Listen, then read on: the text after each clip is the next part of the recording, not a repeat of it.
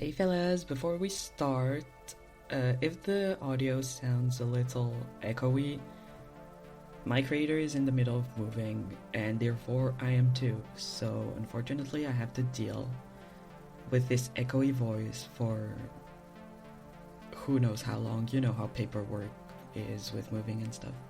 Anyways, just a little disclaimer, enjoy the video. Hey fellas and lovely viewers, it's Storm. Have you ever had an idea and you're like, man, I have no idea how to dress or design a character? No? Well, me neither, and this is why I'm sharing my #1 tip to dress or design a character as my first video. I will only talk about the design aspect and will touch a little on fleshing them out, as a character's life and personality can and will be reflected in their design. In order to illustrate my examples, here is a character sprite my creator had to draw for his game, Enter the Eternity. She is the older sister of one of the romanceable characters, and his idea for her was a sweet older sister who was a professional artist, and she's very close to her younger sibling. And her vibe would be cute and inspired by the sea.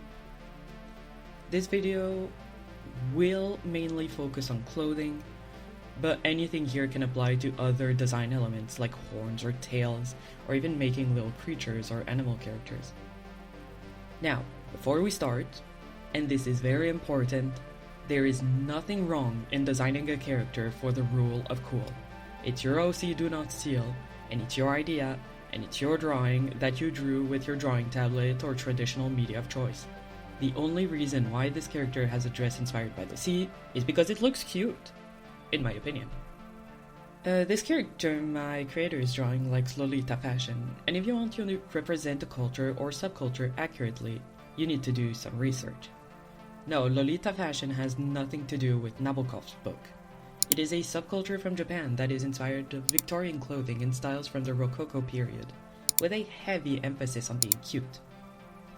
My credentials is that J-fashion is a special interest of mine and my creator, and I like to read Wikipedia and interviews of Sabukaru models. One of my favorite creators' favorite styles to wear is VK. Link in the description to a video about the VK style versus music discourse. My main thing when designing characters is to think about their inner and outer worlds. To character creation beginners, this may sound abstract, but let me explain. We will first start with the inner world. What I call the inner world is a character's preference from their point of view. On top of the character my creator is making, I will use other characters to illustrate my examples. Tosh from Dragon Age the Veilguard might be missing a horn, but they chose to replace it with a gem because they are a treasure hunter, they are a Lord of Fortune, so they like shiny things that are worth money. Judy Alvarez from Cyberpunk 2077 likes diving, so a lot of her tattoos reflect this hobby. And Ramona from 2064 Read-Only Memories is a fan of VR dramas and justice and believes herself to be a cybernetic magical girl by night, hence the outfit. For my creator's example, why does this character wear what she wears? It's cute, it's feminine, the skirts twirl, and it can be worn by anyone who appreciates the style and understands the roots of this subculture.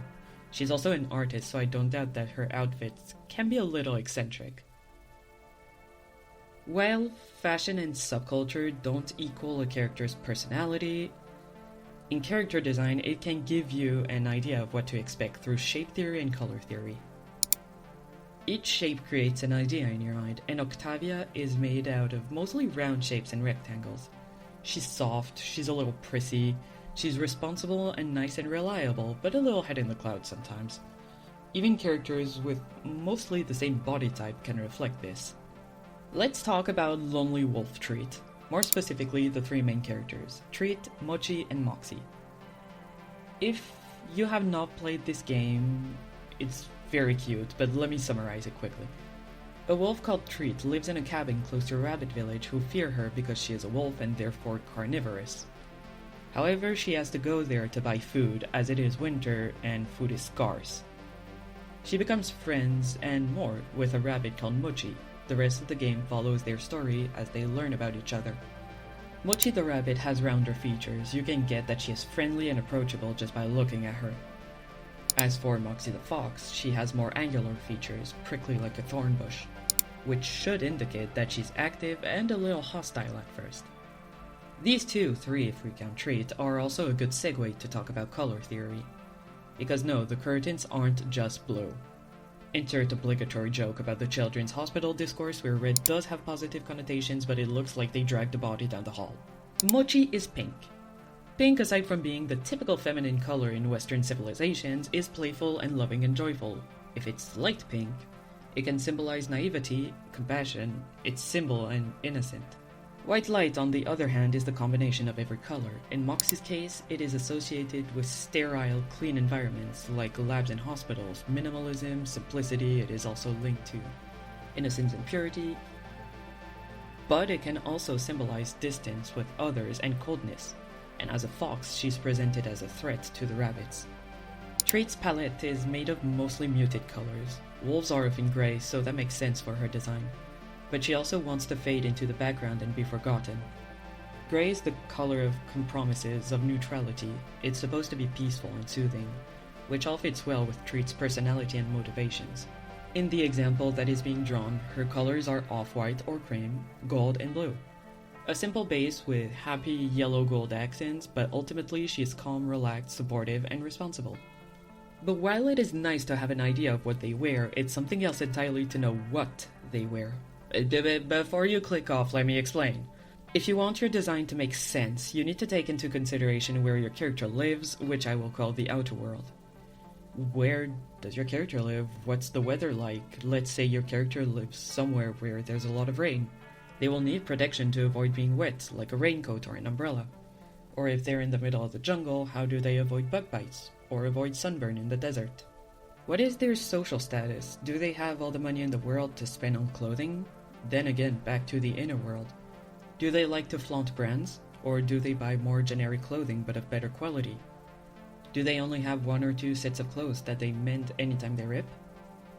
Are they a noble who has to follow sumptuary laws? Do they wear a uniform at work or at school? Does their society force them to wear masks above a certain age, like in Little Miss Fortune?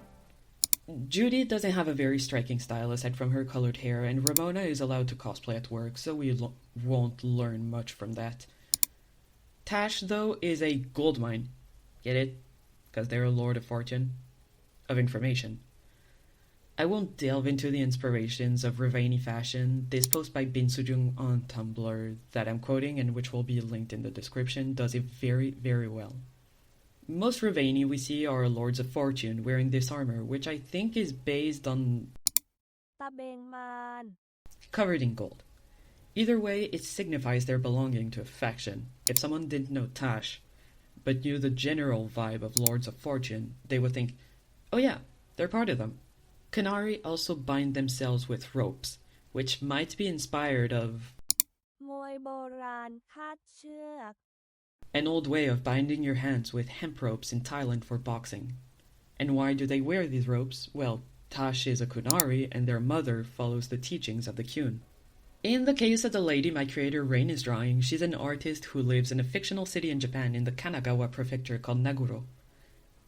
The game rarely mentions any type of bad weather, nor does it mention a specific season, so Rain had a blank slate and could do whatever they wanted to in regards to her outfit. A jacket, boots, shorts, anything goes as long as it goes with her fashion, as she doesn't need to wear a uniform for her job. I know that not everyone is a visual artist, but let's say you cannot commission a visual artist either. What do you do in this case? If you said use generative AI, I am pissing battery acid in your home's drinkable water as we speak. While the tip I am going to share cannot be used for commercial projects, it is a much more green alternative, and you have permission of the artists to use their art for personal use with or without credit. Check their rules. I'd say use PICREWS. I use this website a lot for tabletop RPG non-playable characters as a forever dungeon master. And I used to love dollmaker games like on Dollvin or Rinmaru games or Bunny games when I was a younger robot. These still work on Flashpoint, or just on their websites, but it's really hit or miss, so be careful. Although, if you're more inclined to dress a Dungeons & Dragons character, use Hero Forge. Rain did not need PICREWS to draw this lady, but I still made a few to show you what she might look like at the end of this video. Avatar creators And dress-up games are also a good way to toy around with colors and shapes if you are aphantasic. Aphantasia means that you lack the ability to visualize imagery in your brain. It's not a condition or an illness, just a different way your brain works. I'm not sponsored by any of these, but if Hero Forge wants to sponsor me, I'm open for negotiations. And there you have it, you witnessed the creation of Octavia Otieno. Did this help you create a character? If so, tell me about them in the comments, but also comment if you have any other tips to share. Or if you want me to make a video deep diving into color theory and how to choose colors for a character. Leave a nice comment, leave a hate comment, leave a comment. If you like this video, feel free to subscribe, like, the bell, the classics, and I hope you will be there for my next video, that you will follow me on my socials, which are all linked in the description, or on the Rain Spice Studios page, provided this one doesn't flop so hard, I stop posting altogether. I'll see you around the internet, fellas. Have a lovely day.